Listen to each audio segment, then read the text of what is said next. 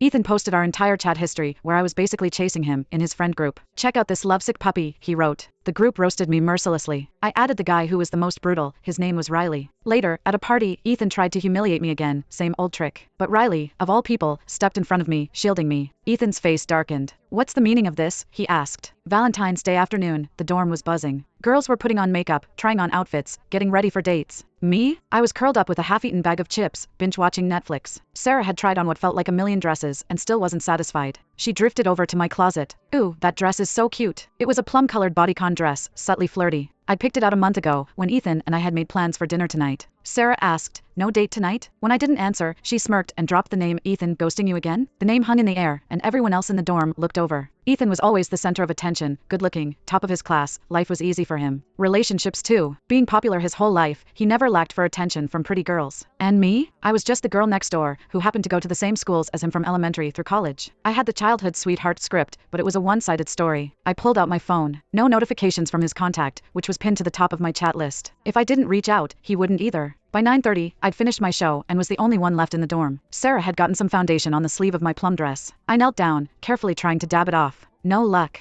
What was the point anyway? As soon as the thought crossed my mind, my phone rang. An unknown number, but I recognized it instantly. I didn't save his number, telling myself I didn't care that much. But I knew it by heart. "Hello?" I picked at a loose thread on the hanger, trying to distract myself. He chuckled, like he could hear the forced casualness in my voice. "Wanna go out?" he asked, his voice playful, teasing, the way it always was. So he did remember. "It's 9:30, I said. "So? Is it always last minute with me?" "Ethan, that's kind of rude." I tried to joke. "Did someone else bail on you?" I kept my tone light, but I couldn't help but wait for his reaction. But there was nothing. Silence. I thought the call had dropped, and I was about to switch to data when I realized he'd hung up. Back in our chat, beneath my long string of green text bubbles, were his two short replies. Ethan, whatever. Not forcing you." I started typing. I was kidding, trying to explain, but my fingers hovered over the send button. I'd waited all evening, and he just hangs up on me? I deleted the message and typed, "Are you mad?" Sent. His reply was instant. "Can't you tell?" He wanted me to grovel, like always. So I replied just as fast, "Be mad then." Then I blocked him. I opened my vocabulary app. Men? I'll learn 100 new words tonight. 2 hours later, almost finished with my word list, my phone rang again. "Ethan. Hungry?" "Nope," I said flatly. "Come downstairs, I brought you some clam chowder." I peeked out the window. Sure enough, his black car was parked in front of the dorm. He was leaning against the door, looking effortlessly cool in his long coat, his skin pale against the dark fabric. He caught my eye, smirked, and lifted a steaming container of chowder. It was the same kind I'd gotten him when he had the flu. As I walked downstairs, I overheard 2 girls talking. "Isn't that Ethan Miller from pre-med?"